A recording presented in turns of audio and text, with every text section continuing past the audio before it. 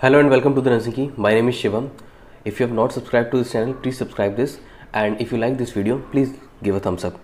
So पिछले class में हमने एसिड बेस के इम्बैलेंसेस को क्लियर कर लिया था. इस क्लास में हम डिस्कस करेंगे कि कैसे ये जो एसिड बेस हैं ये बॉडी में रेगुलेट होते हैं, यानी इनका रेगुलेशन कैसे होता है, बफर सिस्टम क्या होता है, किडनीज लंग्स कैसे एसिड बेस को मैनेज करते हैं और पोटेशियम का इसमें क्या रोल है. ठीक है, बॉडी में एसिड बेस 3 तरह से रेगुलेट होते हैं. पहला होता है बफर. ठीक है, इसमें क्या होता है, हम केमिकल्स का यूज़ करते हैं, तो हम ये कह सकते हैं ये एक तरह का केमिकल रेगुलेशन है.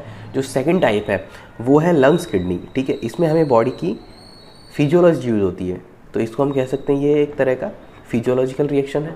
और जो थर्ड है इसमें पोटेशियम का यूज़ होता है. अब इन तीनों टॉपिक को हम डिटेल में पढ़ते हैं.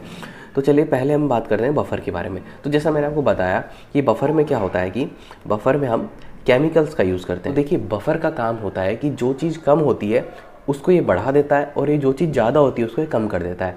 फॉर एन एग्जाम्पल कि मान लो बॉडी में एसिडोसिस हो रहा है. ठीक है, अब आप स्क्रीन पे देखिए कि बॉडी में एसिडोसिस हो रहा है. एसिडोसिस में क्या होता है, एसिडोसिस में H+ आयंस का कंसंट्रेशन बढ़ जाता है. तो ये H+ आयंस का कंसंट्रेशन हमारा बढ़ गया तो बफर क्या करेगा, वो इस H पॉजिटिव को एक्सेप्ट करेगा.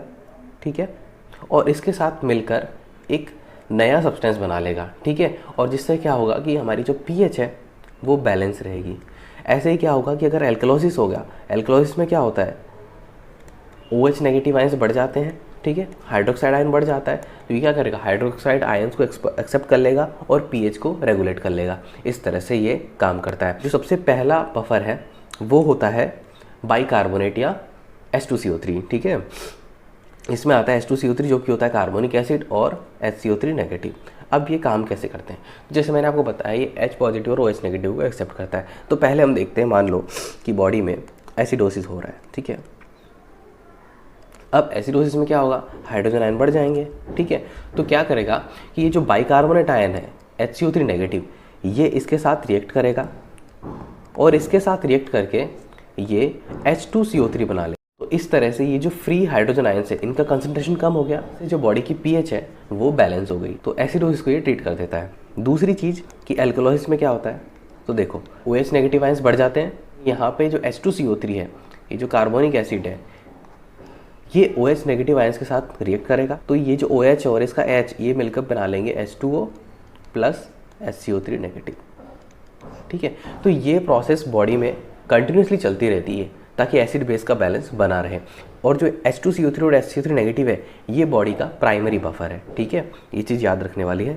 बॉडी में इसका कंसंट्रेशन होता है 1:20, यानी कि बॉडी में 1 पार्ट होता है H2CO3 का और 20 पार्ट होता है HCO3 नेगेटिव का. ठीक है, तो जो H2CO3 है जो एसिडोसिस के टाइम पे बन रहा है ये लंग्स के द्वारा बाहर निकाल दिया जाता है. ठीक है, और ये जो बाइकार्बोनेट आयंस हैं ये या तो बफर में वापस यूज़ कर लिए जाते हैं या फिर इसका किडनीज के द्वारा एक्सक्रीट कर दिया जाता है. ठीक है, तो हमारा प्राइमरी बफर क्लियर हो चुका है. ठीक है, अब हम बात करते हैं दूसरे बफर की, फॉस्फेट. यह 2 फॉर्म में रहता है. एक होता है मोनोहाइड्रोजन फॉस्फेट जो कि है ये HPO4 नेगेटिव. एक होता है डाईहाइड्रोजन फॉस्फेट यानी H2PO4. ठीक है, अब देखिए कैसे काम करता है कि मान लो हमारी बॉडी में एसिडोसिस हो गया. ठीक है, एसिडोसिस में मैंने क्या बताया आपको, H पॉजिटिव बढ़ जाएंगे. तो ये जो HPO4 नेगेटिव है H पॉजिटिव के साथ मिलकर क्या बना लेगा, ये बना लेगा H2PO4. सिमिलरली अगर बॉडी में एल्कलोसिस हो रहा है तो एल्कलोसिस में क्या होगा, OH नेगेटिव आयंस का कंसंट्रेशन बढ़ जाएगा.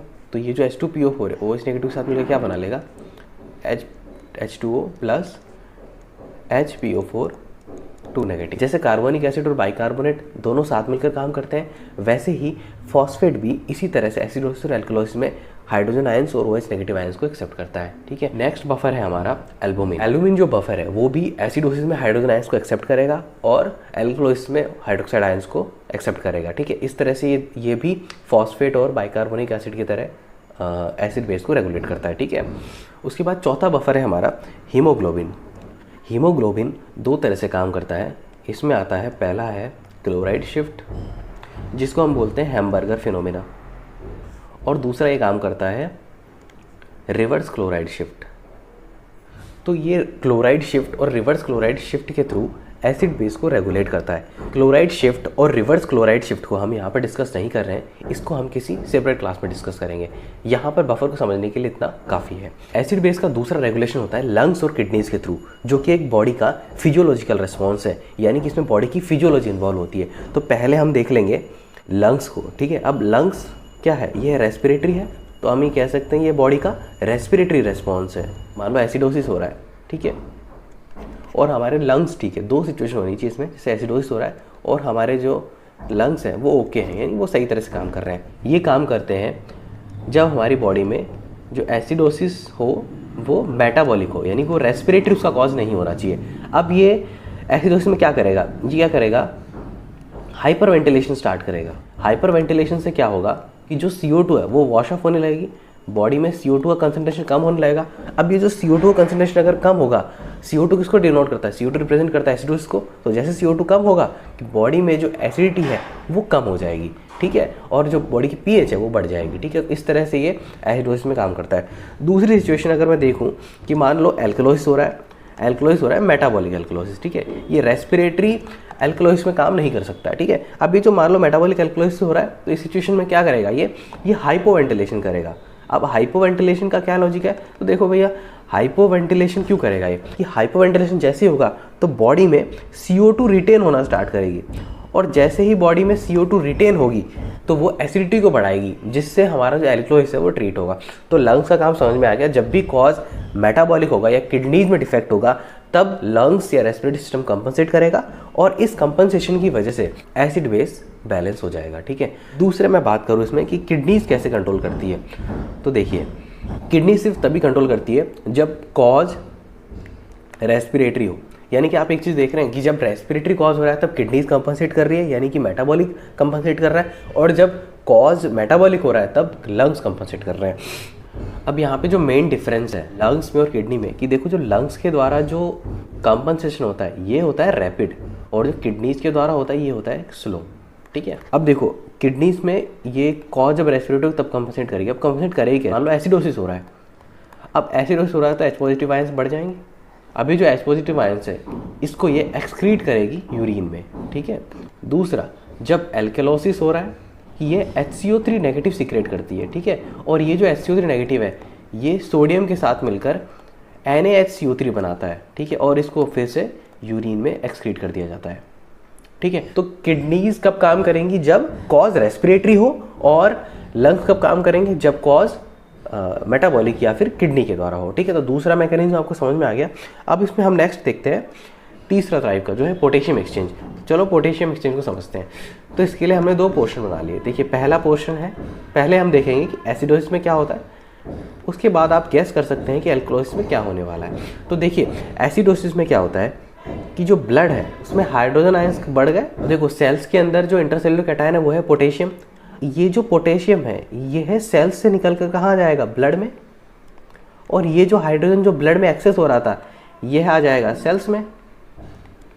तो चार्ज भी बैलेंस हो गया, और हाइड्रोजन आयंस के ब्लड में कम होने की वजह से जो एसिडोसिस है वो भी करेक्ट हो गया, ठीक है। तो ये बात समझ में आ गई आपको। लेकिन इसमें जो हमें इंपॉर्टेंट एक चीज़ देखने को मिलती है वो क्या है कि यहाँ पर पेशेंट रिस्क पे है किसके, हाइपर कैलेमिया के, ठीक है। अब हम दूसरा एस्पेक्ट देखते हैं इसका, जो कि है एल्कलोसिस। अब एल्कलोसिस में आप गैस कर सकते हैं कि यहाँ पे क्या होने वाला है। यहाँ पर हाइड्रोजन आयंस ऑलरेडी कम है, और जो हमारी सेल्स हैं वहाँ पर इसके कंपैरिजन हाइड्रोजन आयंस ज़्यादा है। क्या होगा कि ये जो हाइड्रोजन आयंस है ये सेल्स से शिफ्ट होगा कहाँ पे, ब्लड में, ठीक है। और ये जो यहाँ पर जो पोटेशियम आयंस होंगे ब्लड में प्रेजेंट वो शिफ्ट हो जाएंगे कहाँ, सेल्स के अंदर, ठीक है। तो यहाँ पे हमें क्या देखने को मिलेगा, यहाँ हमें देखने को मिलेगा हाइपोकैलेमिया, ठीक है।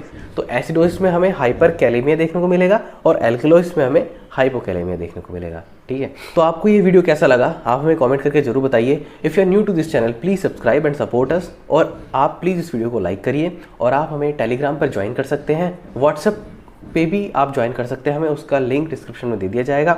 अगर आपको इस टॉपिक से रिलेटेड नोट्स चाहिए तो आप हमारी वेबसाइट से कलेक्ट कर सकते हैं, उसका लिंक भी डिस्क्रिप्शन में दे दिया जाएगा। So thank you so much. मेरा नाम है शिवम, बाय।